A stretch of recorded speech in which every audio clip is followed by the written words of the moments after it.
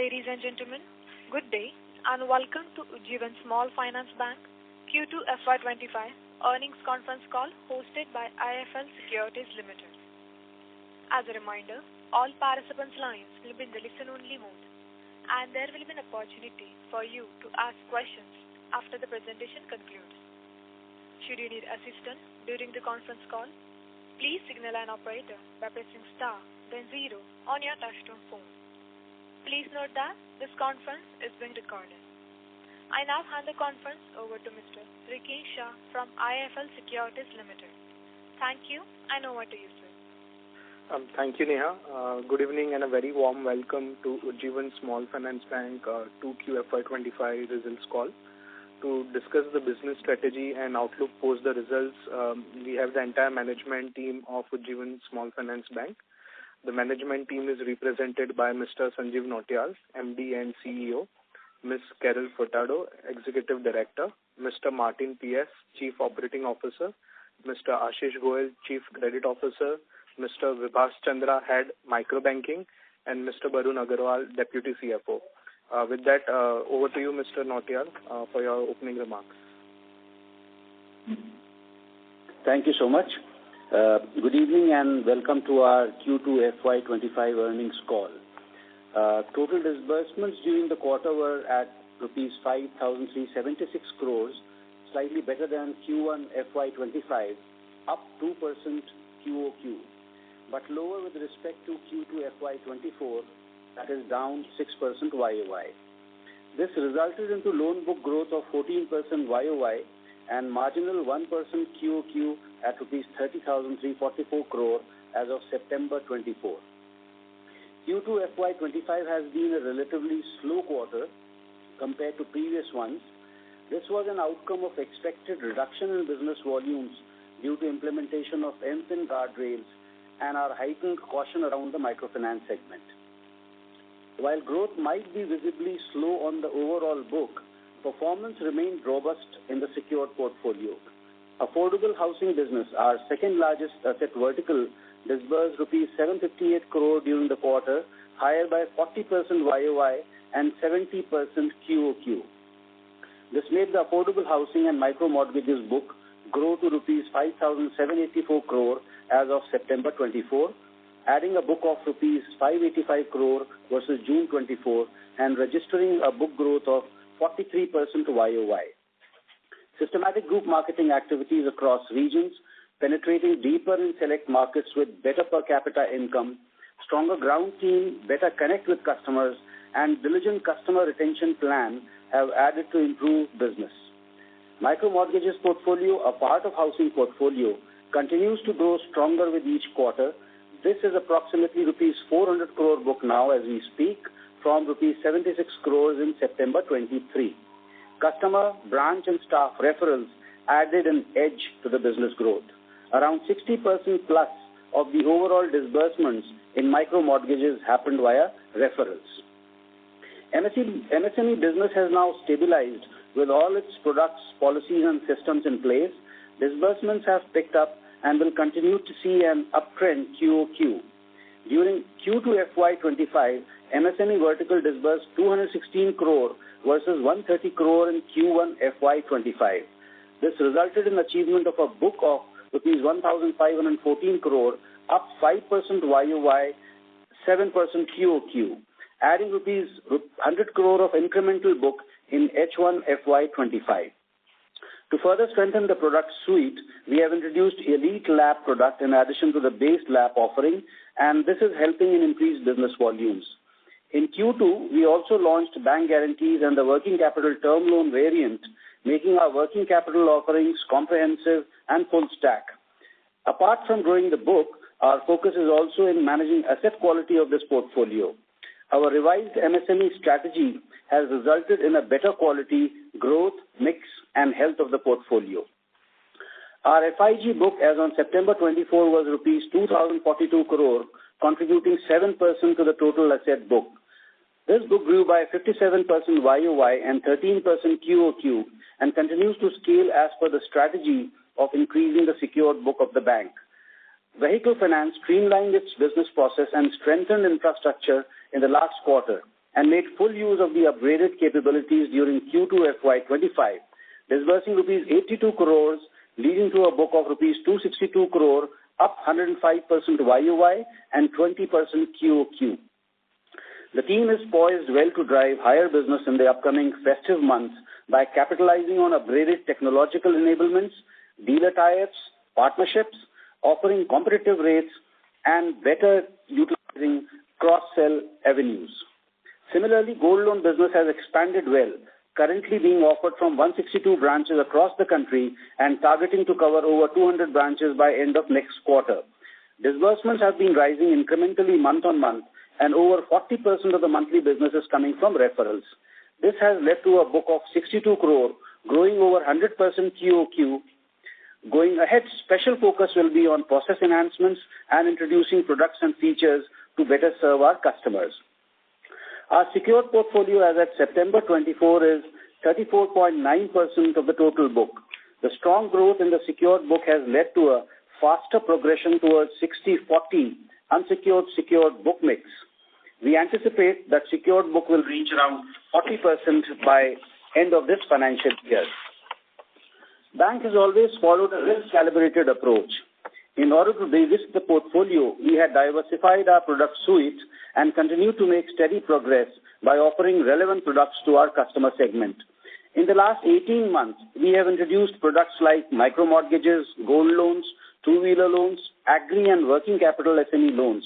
And it's good to see that these 5 products alone now contribute 6% of the quarterly disbursements in Q2 FY25 versus 4% in Q1 FY25, with this portfolio growing 29% QOQ and 3x YOY. Let me now come to microfinance. As mentioned in our Q1 earnings call, the microfinance segment has seen some challenges and the situation continues to evolve for the financial year 25. This is our current understanding. We believe that business revival on a reasonable estimate will only be visible from Q4 FY25 onwards at the earliest. To steer through this, we have devised a prudent approach and restricted disbursements to new-to-credit NTC and stopped new customer acquisition in problematic clusters of some states. We have cautiously acquired only 1.5 lakh new group loans and individual loan customers during the quarter who had demonstrated better credit behavior. Our approach during this quarter was serving good quality repeat customers. Additionally, we have also introduced stringent norms for new-to-bank customers with 3 existing MFI lenders, 1.5 lakhs MFI exposure for all new-to-bank sourcing. PIN code/center-wise decisioning for repeat loan and top-up loan is in place. We continue focusing on the graduation of good customers from group loans to individual loans. Around 90% of the overall individual loan book is from this migration. Due to these factors, we will continue to see a degrowth in our group loan portfolio for this year, which will weigh down our overall portfolio growth. We have enhanced our focus on building the individual loan portfolio, which continues to show much better health and prospects. We will strive to achieve the lost ground to some extent from our individual loan segment and other businesses. Coming to liability business, total deposits grew on a strong retail footing to 34,070 crores, up 17% YOY and 5% QOQ. Retail deposits at 24,746 crore now constitute 73% of the total deposits, having grown 32% over September 23. Our deposit strategy emphasizes on increasing the wallet share of existing customers along with quality acquisition of new customers through a mix of physical and digital reach. Focus on providing solution-based approach continues, and accordingly, we have created the products and features which are relevant for the segment, like introducing non-resident Maxima in Q2 FY25, a variant of Maxima account launched last year. We also introduced Navratna family program focused towards HNI customers and their families. We are targeting relationship management to ensure that at least 3 to 4 products/services are added to each customer. This has also added to improvement in ticket sizes and stickiness of the customers. CASA book at 8,832 crore now forms 25.9% of total deposit book, is up 26% YOY and 6% QOQ. Value-add products are showing healthy traction. Maxima SB book stands at rupees 1,323 crore with 21,000 plus accounts as on September 24 with average ticket size of rupees 6.17 lakhs. Our strategy is to keep enhancing our offerings. In line with this, we had applied for AD1 license, and I am happy to share that we received the RBI approval and secured the license earlier during the month. This will enable us to offer full-fledged bouquet of products and services like engaging in retail foreign currency deposits, remittances, currency exchange. We shall also engage in foreign currency transactions, borrowings, and in trade finance offerings. This will lead to an incremental avenue of other income aiding our P&L and also widening of our MSME product offerings. On asset quality, as mentioned earlier, we are observing stress in the microfinance segment, due to which our PAR has increased to 5.1% in September 24 versus 4.2% in June 24. PAR 0 for our group loan portfolio has increased to 5.5% in September 24 versus 4.1% in June 24. In Q2 FY25, we have seen credit cost of rupees 151 crore versus 110 crore in Q1 FY25. Due to this, we anticipate full-year credit cost may now be around 2.3% to 2.5%. We are strongly monitoring our portfolio quality. GNPA/NNPA as on September 24 stands at 2.5%/0.6%. Slippages for Q2 FY25 were at rupees 243 crore versus 192 crore in Q1 FY25. During Q2, slippages in microfinance book are at 0.99%, while in secured book, the slippages remain steady at 0.44% for the quarter, same as in Q1 FY25. We have written off rupees 140 crore during the quarter. We continue to focus on collections and have ramped up the collection team by adding over 300 personnel during the quarter, taking the count to 2,200 plus. Bad debt recovery continues. Rupees 25 crore was recovered in Q2 FY25. Our target is to collect over rupees 100 crore this year. On financials and margins, the NIM for the quarter is 9.2%. Yields on the overall portfolio have declined marginally due to the growing mix of secured portfolio. We are likely to see further compression as secured book will continue to grow at a faster pace. Cost of funds for Q2 FY25 at 7.5% remains at similar levels versus last quarter, owing to focused approach on growing retail deposits. Operating cost for the bank is a key monitorable. Cost-to-income ratio for the quarter ended at 60%. Our objective is to keep this in control in the upcoming quarters. PAT for the quarter was rupees 233 crores and subsequently ROA and ROE for Q2 FY25 is 2.2% and 15.7% respectively. Similar softness in return ratios will be visible for the full year financial year 25.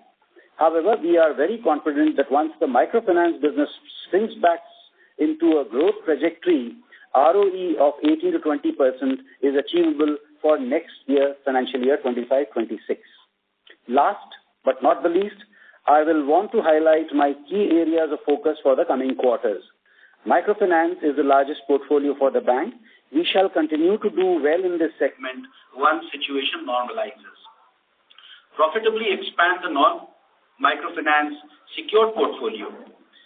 We are giving heightened focus to growing the MSME book. Green shoots are visible in our portfolio and we are confident that MSME book will do very well. B, scale up vehicle finance, gold loan and agri businesses.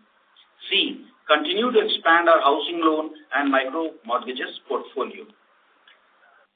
3, our objective is to make the bank a retail deposit franchise with continued focus on growing CASA. Ujjivan will see stronger growth in this business ahead. 4, lastly, on the other income, we will garner avenues to enhance our other income. Special focus will be on product services. Just as we added AD1 license, we also will be adding mutual fund distribution and ASBA facility during this financial year in addition to other insurance product offerings. I end here and hand over to the moderator, Mr. Shah. Thank you. Over to you.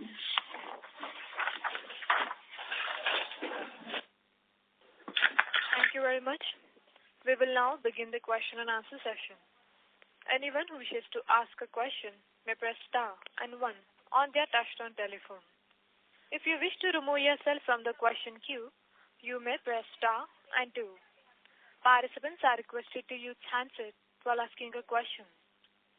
Before we begin, a gentle reminder, in order to ensure that the management is able to address the questions from all the participants, please limit your questions to 2 per participant.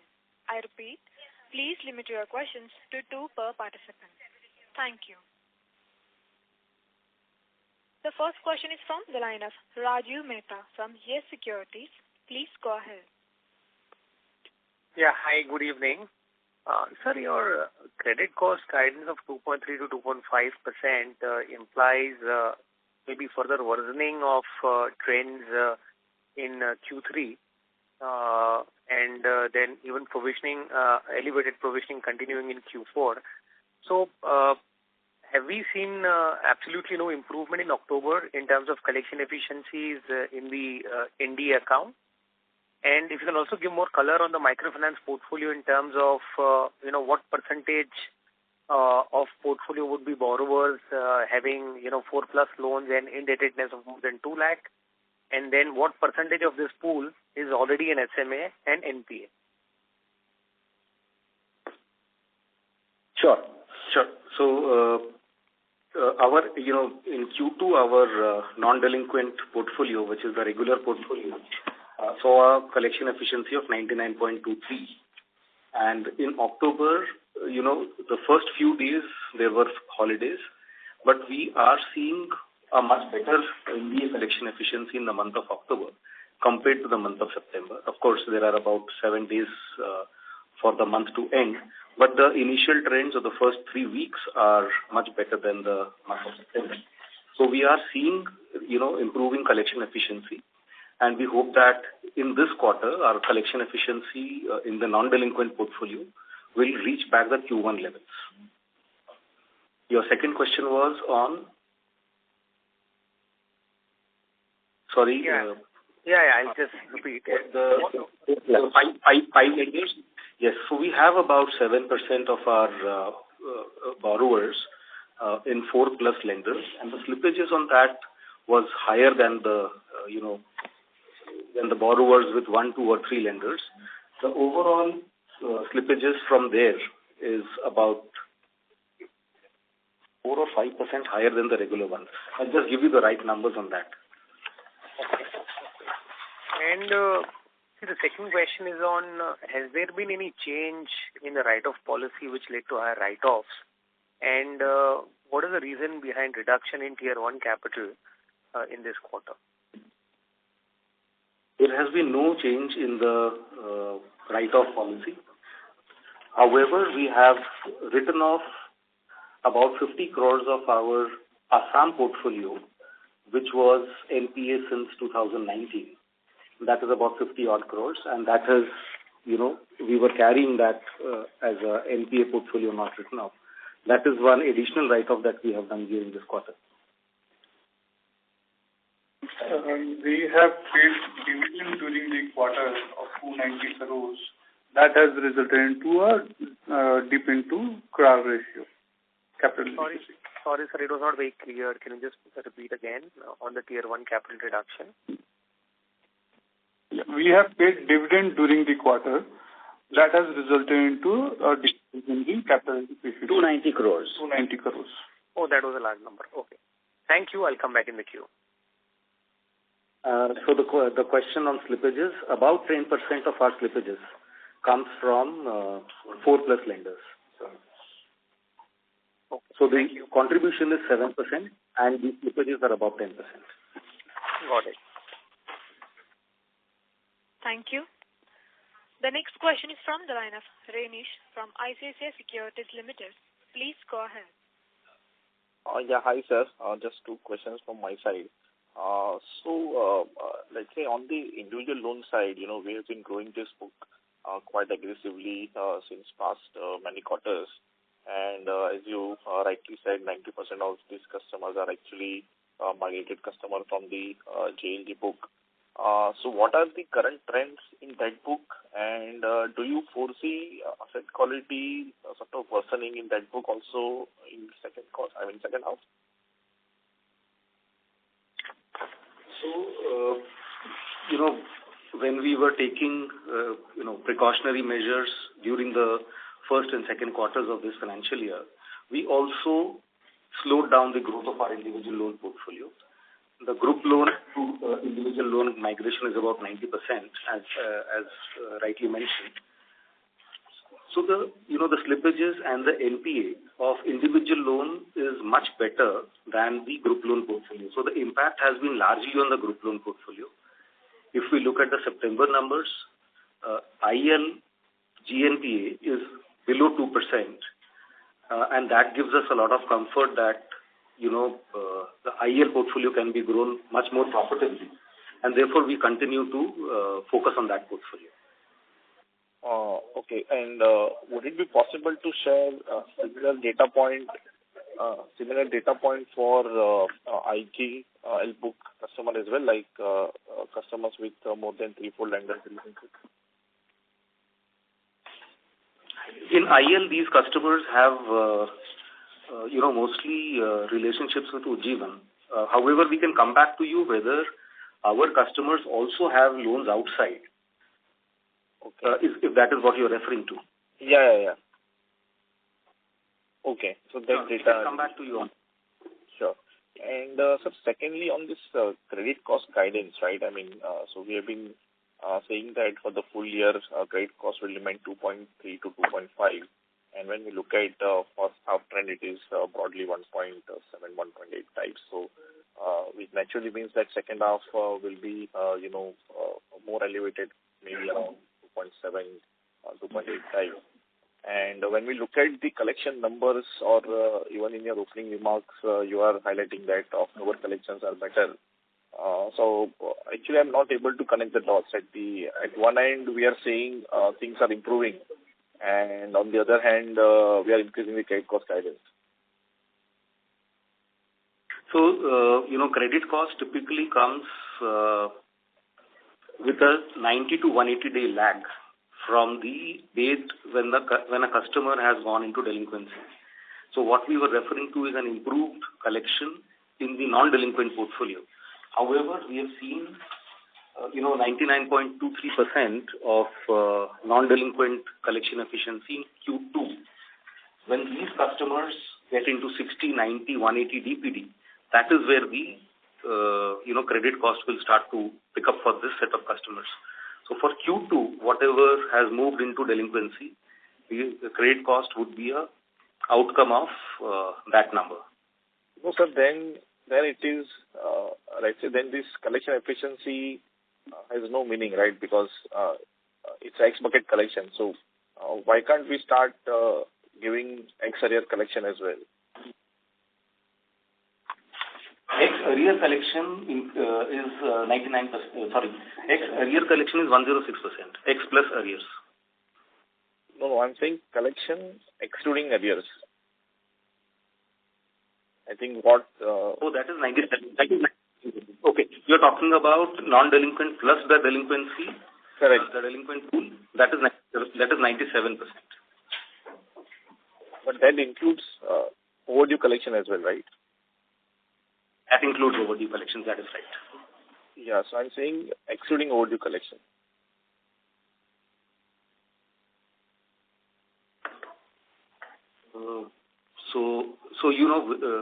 The way we measure our collection efficiency, and this is what we have been putting up on our deck as well, is we have non-delinquent portfolio collection efficiency, which we mentioned is 99.23, and overall collection, which is due versus collection, at 97%.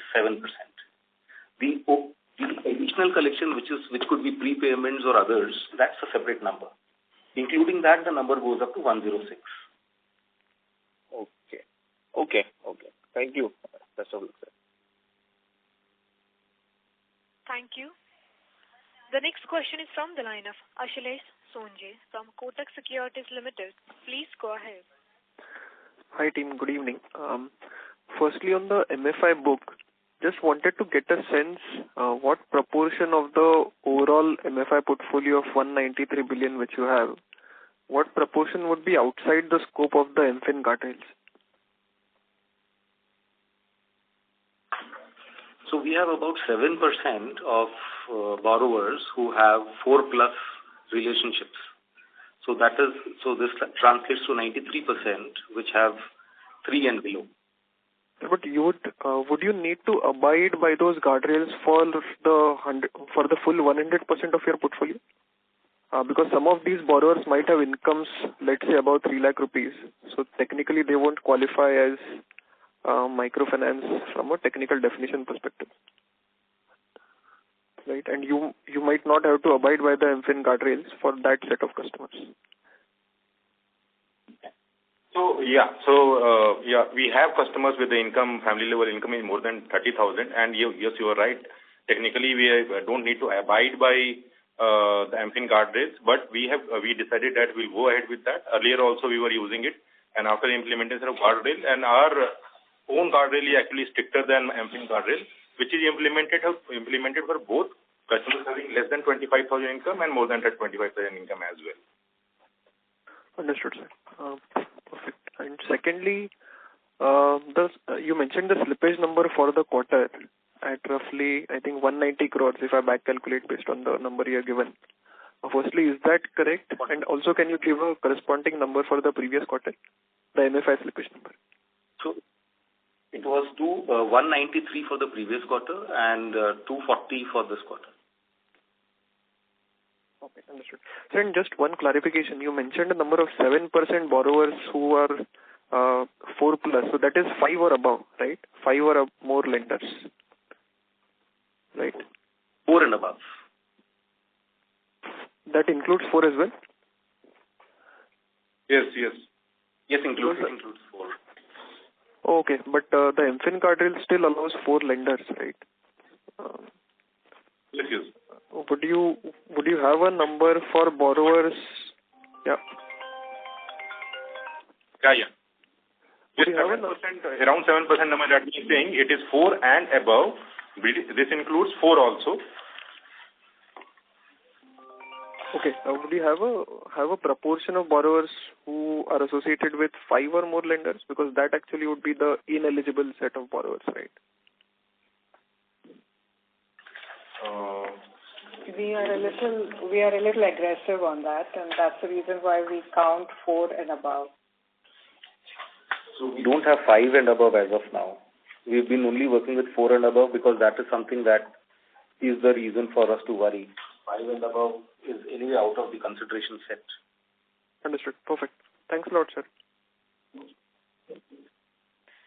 Thank you. The next question is from the line of Shailesh Kalani from Centrum Broking Limited. Please go ahead. Thanks for the opportunity. So just one question on the miscellaneous income side. There seems to be a Q1Q sharp jump, and so wanted to understand and get some color. What kind of this is what is the reason for this jump up? And because in the comments say in the PPT, it's foreclosure, late payment, and other charges. So how sustainable it is? Just wanted to understand that. Yeah, we have introduced new MEB charges for customers in Q1. That has resulted into the spike by 12 crores in the miscellaneous income. There's a quarter-on-quarter spike is 12 crores rupees. Sir, I didn't understood. Which charges you said? MEB, minimum account balance charges. MEB, okay. Non-maintenance of MEB charges. Okay. So that has resulted. So it is quite sustainable. That is what you're saying? Yes, we will continue charging customers who do not maintain their minimum balance in the account. Obviously, because this maintenance charges were not there, and we introduced sometime in last year, and we gave some time, and after that we introduced it, and the charges came in. But with time, obviously, it will little go down because customers start maintaining balance. So numbers will slowly decline, but it will still be there in every quarter. Okay. So second question would be on micro mortgages. We have a decent exposure over there, and that book is also ramping up. So any overlap between two products, MFI and micro mortgages, what we have in our portfolio? And any issues in terms of asset quality over there? We've built a book of 300 crores over the last 18 months. About 50% of this book comes from individual loan customers who graduate to micro mortgages. In this book, we have not allowed new to credit. In fact, new to credit is only 1%. Everybody else has a history, a bureau history, and the bureau, cutoffs are quite high. As of today, we see on-time repayment of 99.5% and full month repayment of almost 100%. In fact, only 9 or 10 customers out of 8,000 customers are in delinquency. So we're maintaining this very tight monitoring on this portfolio. Okay. So just last question from my side. So can you just reiterate the revised guidance if you can? Because last time we have given guidance of growth of around 20%, similar growth for deposits, and we have already revised the credit growth guidance. How about ROE? If you can just share those three numbers. So actually, on the business side, we are saying that, our secured portfolio will grow by 40+%. Our individual loan in the microfinance book will grow by 17% for the full year. We are not penciling on the microfinance group loan growth or degrowth because we feel that it is still, a little ambiguous. Clarity is still not there. So we refrain from, giving you a guidance on that. And therefore, the return on equity is going to soften, as you would have seen in the results that we've shown for the half year. And again, this will be subject to how bounce back we see in the group loan business. That will actually decide where we actually, zero in. So on the business side, this is what we say. Credit cost, we've already said 2.3 to 2.5%. Secured book would be around 40 to 42%. Hope that answers your query. Yes, sir. Yeah. Thanks a lot, and best of luck. Thank you. The next question is from the line of Saumil Shah from Paras Investments. Please go ahead. Hi, thanks for the opportunity. Is there any update on the universal banking license? This matter is under active consideration, and we would, once we do that, we would announce it and let you know about it. Okay, so can we expect it in this quarter? It's work in progress. This financial year seems likely. Okay. And so we do have a floating provisions of 250 crores. So why we are not utilizing it to reduce our NPA?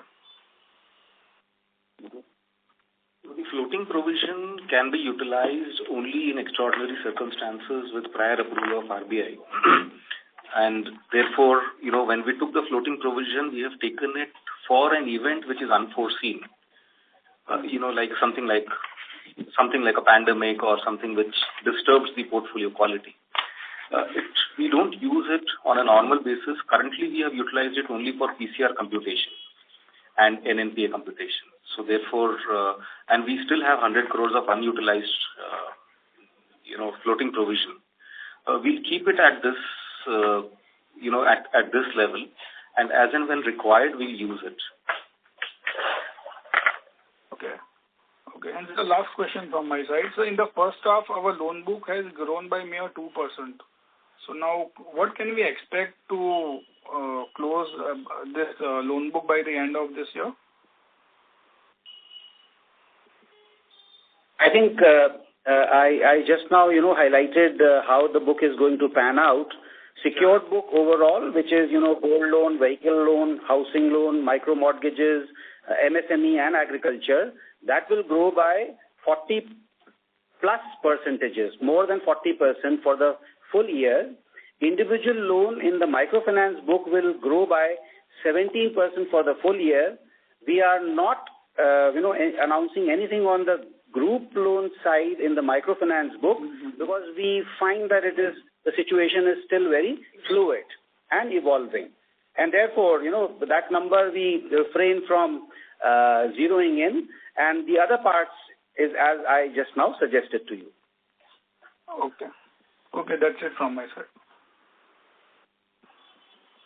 Thank you. A gentle reminder. In order to ensure that the management is able to address the questions from all the participants, please limit your questions to 2 per participant. I repeat, please limit your questions to 2 per participant. Thank you. The next question is from the line of Jai Prakash from L&T India. Please go ahead. Hi, sir. I have 2 questions. Like you said that you have stopped business in most of the clusters where the business is impacted, and which strategy you following there for collection? So we have, some branches which we call, stressed branches. And in those branches, we have put restrictions on growth. And these restrictions on growth are, not acquiring new customers, acquiring, new to bank, new to credit customers. As and when we find that customers are showing some signs of delinquency, not giving them repeat loans, no top-ups, etc. So these are the kind of restrictions we have put for branches which are showing higher signs of stress. If I heard you right, we have not stopped business anywhere. Repeat customer, we have over 40 lakh borrowers, and at this point of time, in turbulent time also, over 80 bank customers are paying on time, on date, and we have a good eligibility in repeat loan. So we are serving our existing customers for repeat loan and graduating them to IL. Which states the major portfolio you have affected from the this type of customers? Which states or which type of banks? Which type of banks or which banks you are stop this business? Means mostly affected the business. Which banks? Can you please repeat the question and clarify it? May I know that which clusters and which locations majorly impacted among the states? Okay, this is actually done at branch level. So we have branches which we find, as I was saying, that these are stressed branches. And that is where we have put restrictions on new acquisitions as well as servicing customers with higher loan sizes or showing signs of stress. So this is across all states. There could be some branches in Western UP, some in Kerala, some in Gujarat, some in Tamil Nadu, and some in Punjab. So it's across 5 or 6 states. So just to clarify once again, we have not stopped business anywhere. We have large number of customers in each branches where we are serving existing customers with repeat loan and other products. The restriction is only for the kind of customers that we do not want to onboard. Otherwise, the disbursements for the welcome kind of customers is still going on. Understood. The second question is that you told that you have something done at PIN code level to understanding the opportunity, right? So whether there is any kind of calls like scorecard and all at PIN code level you have been implemented? Yes. So this is something which is old practice. It is not something new that we have developed during this or trying to do during this turbulent time. This we are doing for years, I think starting from demonetization period, where we not only during the branch opening we understand the PIN code information to understand the credit behavior, but also we do it periodically for all branches we are operating and the PIN codes we are operating, and based on the performance of the PIN code, we fine tune our credit policy for each branch. Oh, fair, got it. But have you done any hard calls on this hard rejection basis of PIN code or stop any PIN code sourcing? Is it like that? No. So yes, no. In PIN codes, you have good number of borrowers, but in this PIN code, we become cautious. We stop certain products which we feel that is not suitable for the PIN code. Those actions we take, we don't stop business in a location because we are present there and we are serving customers there. But we take great decisions there based on the performance of the PIN code. Thank you, sir. All the best. Thank you. Thank you. The next question is from the line of Shripal Doshi from Aquarius Capital. Please go ahead. Hi, sir. Good evening.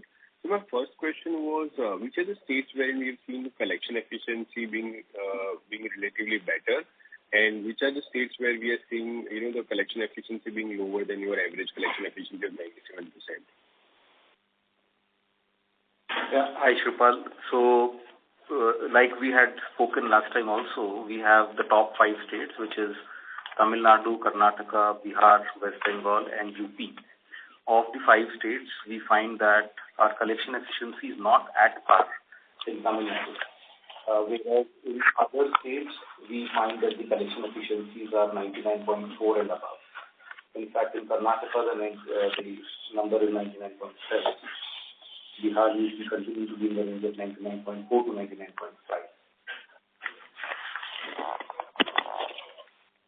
Sir, I'm sorry, but your voice was not clear. So are you saying that in the top 5 states, our collection efficiency is above 97%? Is it? I'm sorry, but I couldn't hear you properly, sir. I was talking about the collection efficiency for the regular customers, non-delinquent customers. There I was talking about Tamil Nadu being not at par, but all the other states have 99.4 to 99.7. Which is Bihar, UP, West Bengal, and Karnataka. Got it, sir. And sir, just one aspect that I wanted to understand on the customer identification side, related document side. So, how are we? So on that front, what all documents do we take, and what is our process there? So we acquire 100% customers on the basis of eKYC, and that is something which is the most safest way to acquire customers and have full payment. Got it. So we have that license already sorted. Yes. Okay. And the one last question was on margin side. So since the share of secure portfolio is inching up and the growth in that segment is in the second half also is actually very, very strong, where do you see the margins stabilizing for the year?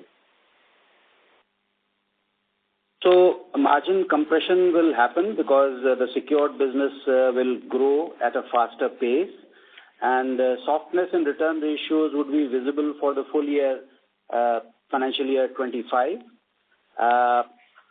So the previous guidance will be missed, and therefore in the medium term, if you say 18-20% ROE from next year onwards is very much under our radar. But for this year, we would not like to commit to any specific number because the microfinance book actually is a big book, and therefore we want to be more sure on how it is going to pan out. Got it. So, okay. I mean, even on margin front, because of the MFI book being larger book, we are not giving a specific number. Fair understanding?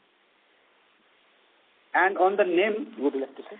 On the NIMs, currently, I think today we are at 9.2% for the quarter, but full year we will be a little below 9, hovering around 8.6 to 8.8%.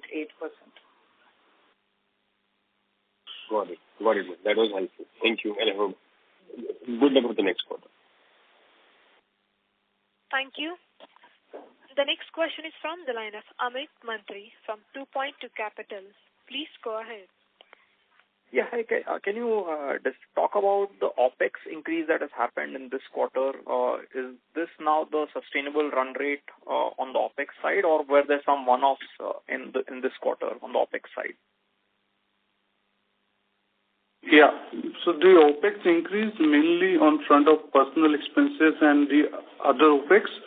The personal expenses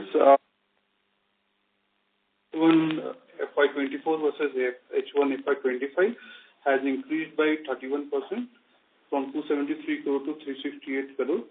Mainly because last year, based on industry benchmarking, one of the activity which we did is effective 1st October 23.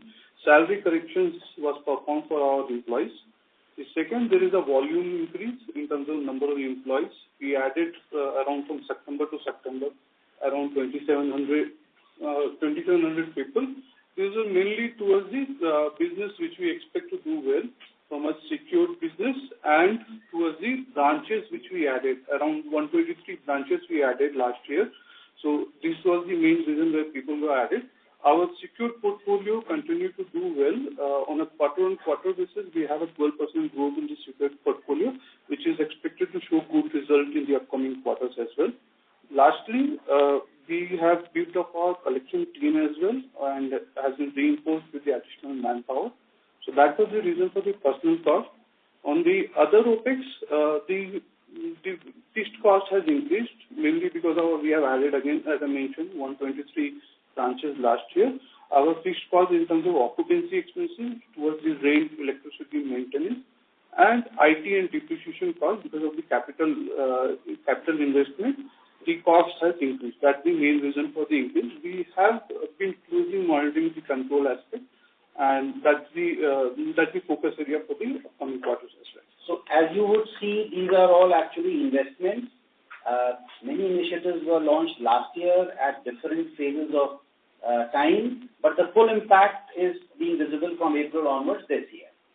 But these are all investments for growing our book, strengthening our collection, or reaching out to the people in the nooks and corners of the country by opening our branches. On a YOY basis, I understand, but even on a QOQ basis, compared to Q1 of this year, the OPEX has increased by almost 10% quarter on quarter. So what would explain that increase? Sorry, if you can repeat the question. So even on a quarter-on-quarter basis, when you compare to Q1 FY25, the OPEX has increased 10% on a quarter-on-quarter basis. So what would explain that increase? Yeah, so as I mentioned, see, the quarter-on-quarter increase because we have opened last year 123 new branches. The fixed cost has increased. The branches were opened during the year over the period of at various points in the time in last year. This year we had a full year expense, or this quarter is the full year expense that is resulting into the increase in OPEX. From a personal cost as well, there are additional hirings mainly for the secured portfolio which we are doing. And the collection team, we are beefing up the collection team. That is adding up to the cost. Thank you very much. In fact, on the quarter-on-quarter, we have been having a strict control on the cost. For the unsecured portfolio, wherever there is attrition, we are looking into, and there is a degrowth in the number of employees. Okay, thank you very much. Thank you. The next question is from the line of Gautam Jain from GCJ Financial. Please go ahead. Thanks for the opportunity. Good evening, sir. Can I get the... Hello? Yes, please. Yeah, can I get the credit cost separately for microfinance and other business, the secure business? So we have, we've as a practice not been looking at separate credit costs. It's been a blended cost for us. No, so for the full year. Doing it, but if you want it, we could send it to you. No, that's for the year. We are expecting 2.3 to 2.5. If it is 2.4, so I just want to know how much is coming from secure business. Is that less than 1% or is between 1 to 2%? Secured businesses typically it will be less than 1% or in the thereabout region. It is the unsecured business where the credit costs would be high for the year. But yes, you can take a benchmark of about 1% for secured businesses.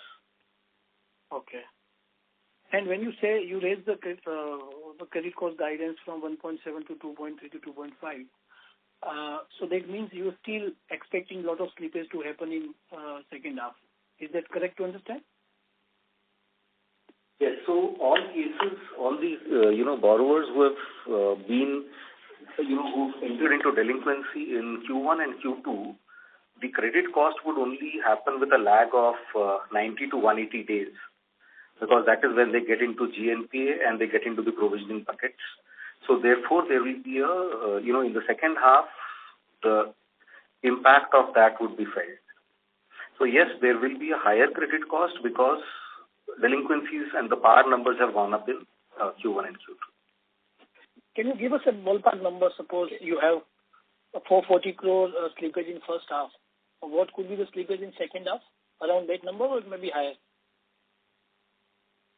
So we were maintaining slippages in the range of 0.5% for many quarters. This quarter, the slippages has been in the range of about 0.8%. So you could expect that the slippages would be in that range for the remaining 2 quarters. Okay. Can I ask one more question? Yes, please. Hello? Yes, please. Please go ahead, please. Yeah. So just want to ask whether our secured business has break-even in terms of profitability or still not making money? There are different variants.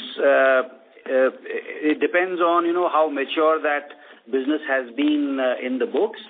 So yes, housing is in profit. Gold loan and agri and vehicle, we have, just started to do those businesses. And MSME is likely to break even by this year end. And the other 3 have just taken off, and they are a very small portion of the business, and therefore I would say they would still need a 12-month period to actually show that profit coming in. Okay, great to hear that. And FIGs, of course. Yeah. Yeah. Okay, thank you so much, and all the best for the future. Thank you. Thank you. Thank you. The next question is from the line of Nidesh Jain from Invest India. Please go ahead. Thanks for the opportunity. The first question is on slippages for first half. So in first half of 430 crores of slippages, how much is from secured and how much is from unsecured? From unsecured business, 50%. Sorry, can you hear me now? Yes. Sorry, are we audible? Yes. There was some disturbance. Yes, you are. Okay. So about 80% of the overall slippages are from microfinance. Sure. And secondly, sir, in the microfinance group loan segment, your PAR 0 is 5.5%, which is a quite decent number if you compare with some of the other peers. How do you see this number trending over Q3 and Q4? And when do you see that this number will peak out? So the way we look at it, PAR basically is NDA collection efficiency. So yes, we did see the NDA collection efficiency, which is the non-delinquent portfolio collection efficiency, dip from 99.46 to 99.23, as I said. But this time, in Q3 and onwards, we feel more optimistic because the guardrails have been implemented, the changes in policies and other things, customers would get adjusted to it. And therefore, the collection efficiency is likely to improve from here on. PAR would be just a derivative of that. Sure. And are you seeing any trends because of the guardrails being implemented and a couple of players have been asked to stop disbursement from immediate effect? Do you see any spillover of that in terms of collection behavior and collection behavior from the customers? No, there is very little overlap in the customer base of the players that you are referring to and our customer base. In fact, it is in the range of 1 to 1.5%. We just did a rough understanding of that. So there is not too much of an overlap there. So we don't expect our customers to have major impact due to this slowing down or closure of disbursements in other players. Okay. And lastly, on the vehicle finance segment, which segment of vehicles we will be focusing on? So we have, about 80-90 good dealership tie-ups where we are getting very good volumes, and there are about 300 more where we are expecting good business to come in as the months progress. The manufacturers are all the large manufacturers. It's mainly the two-wheeler segment that we are focusing on. In the two-wheeler, in two-wheeler we have tie-ups with across manufacturers. Okay. Thank you. That's it from my side. Thank you. The next question is from the line of Arvind from Sundaram Alternatives. Please go ahead. Hello, sir. Thank you so much for the opportunity. Lots of my questions has been already addressed, but one thing I understand, like, we are a growing bank, we need to invest in the franchise either in deposits or in technology and everything. But do we see any slowdown in expenses either in terms of branch addition or in terms of IT expenses or like in product related expenses? Like what I'm trying to get is can we expect any moderation in cost to income ratio in any ways for the next few quarters? The current year we are not foreseeing any additional branches. We are not opening any branches, so to that extent, whatever the expenses are will continue. We continue to have investments in technology. That will continue because as we upgrade, we need to as we get into newer and newer lines of business, we need to keep upgrading our technology systems, so that will also continue. On the IT side, there are investments or expenses, as you may call it, will necessarily have to be done on an annual basis, or the renewals of the service agreements, etc. All that will continue. So we are not withholding or stopping these investment activities. Cost optimization, from a general sense, is what every enterprise would look at, and the cost optimization we would certainly look into. But as we said, we are hiring because we feel collection needs to be strengthened. We are hiring for the secured book, which we are now trying to grow. So all essential expenses and investments continue to happen, and that's the way we would like to end the year with. Sure, sir. Okay. But we were talking about 100 branches, more than 100 branches in the recent time. What I understand is obviously, as you said, you need personnel for secured book and other services. I was trying to understand would the employee addition or the branch addition would slow down at least for some time, or will it continue at a similar pace? But as you said, the branch addition you are not having any plans. But is it the same case with the employee addition? So as I would like to clarify is the branches have already been opened. They have been invested with people, process, technology, and everything that a branch requires. Okay. So those expenses have started kicking in. What we will have to do is to ensure that business happens and they are all becoming a profitable venture for us. And that we continue to invest in, right? Yeah, understood, sir. And okay, yeah. And do we any foresee I understand we are a growing bank and we need to consistently shore up our deposit franchise, especially in retail deposits. Would we be open to use of let's say if there is a rate cut or something like that, to use wholesale deposits to manage margins or improve margins in a short term manner? Or will we continue to focus on retail deposits even if it comes at a slightly higher cost? We will continue our focus on retail deposits. We are growing our deposit base through granular retail deposits, and that will continue. And our interest, the rate of interest out there, we are closely watching the situation. Wherever required, we are reducing our interest rates. But this is something that will keep evolving, and we are focused on that to keep our cost of funds also constant. Okay. And just one last question, I see the MSME loans also have started growing reasonably well, but MSME loan, when I look at the collection efficiency, is actually below, even something like MFI, it is close to 90% only. I'd like to understand, what are the efforts being taken here to improve that collection efficiency, and why is that collection efficiency is actually lower there? Okay, in MSME we have two books. One is what we had during the pandemic and immediately after that. We recalibrated all our products and policies last year. So for the last 18 months, we have been, working with the recalibrated product and policy. This has worked very well for us. In fact, this is almost now 40% of the overall MSME book, and this continues to have zero delinquency. Not a single case in 1 DPD and above. It is the old book which had got seasoned. Some of it got into delinquency during COVID. That is what we are now wanting to, it's a degrowing portfolio. It's now about 600 odd crores. And this is something that is leading to this delinquency.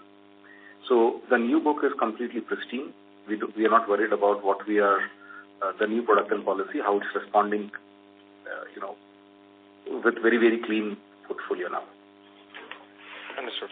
The old book shall continue to have lower collection efficiencies because most of it is in SMA and in PAR. Sure. Thank you so much. Thank you. The next question is from the line of Pritesh Bang from DAM Capital. Please go ahead. Hi. Good evening, Ujjivan team. Just a couple of questions. One is this guidance of credit cost. This includes a desire of PCR to be above 70%, right? So that will include our PCR thought process of 70+%. Yes, Pritesh. So our PCR currently is at about 78%, and if we look at at the end of Q2, if you look at the unutilized floating provision, we are almost fully covered. It would, put together, this would be about 97% PCR. So even if we see an increase in this, the PCR will continue to be above 70. Sure. No, so the whole point was that we are not able to utilize the floating provision until we ask RBI and RBI gives permission. But the incremental book is, the slippages are coming in, and that's where I think the PCR is dropping. But the credit cost, which we are guiding at, just wanted to check that includes that PCR, because there will be write-offs certainly because of the policy, right? So in terms of that, PCR will remain above 70. Yes, PCR will remain above 70. In fact, when we compare ourselves having 97-98% PCR for the last 8 quarters, 90 and above PCR for the last 8 quarters, 78 looks a little low, but 78 by itself as a number is a very decent PCR that we are maintaining. Got it. The second question was just wanted to get the thoughts on ticket size perspective. We've seen this quarter ticket size move up, and which is natural that we are limiting growth in certain pockets, and new to credit customers are not being roped in. But then generally thinking that we are one of the highest in terms of ticket size, and basically we've not seen ticket size coming down for a long time. So what is the thoughts here? Basically, how do we see that we get more conservative in terms of ticket size, especially in the GLG side? So on the GLG side, the reason for the ticket size looking a little high is because the blending of new to bank customers is not happening. In this quarter, we did almost 50% of our loans as repeat loans on the group loan side. and we did not see a sizable number of new customer acquisitions, which is why our ticket size looks a little high. But if you compare ourselves with Q1, the ticket size has remained more or less the same. Yeah, so my perspective was that we are at a very high ticket size, and where, say, for example, some of our peers will be in the range of 28,000 to 40,000, maybe below that, but we are at about 58. And of course, that maths which we are talking about is absolutely right. But when we were growing the new ticket or the new to bank customers, the ticket sizes had not fallen, and now we are seeing a ticket size getting a little bit higher. So any thoughts on that? How do we bring down the ticket size overall? So when this is a repeat of what happened around 2 years back, when we were doing a lot of customer retention plans, and we were servicing our existing customers, and we were very immediately after COVID that how should we go about doing new customer acquisition. We were the environment was not certain. We saw that at that time the ticket size had gone up. But as we opened our new to bank customer acquisition, the ticket size came down. Remember, it was about 58,500, 59,000 during that time when we used to be focused on repeat. It's the same thing that we are seeing today also. As the NCA has come down, the ticket sizes have started to go up a little. But once we start opening NCA, the blending of new customers would happen and the average ticket size would come down. So it's a repeat of what we saw immediately post-COVID.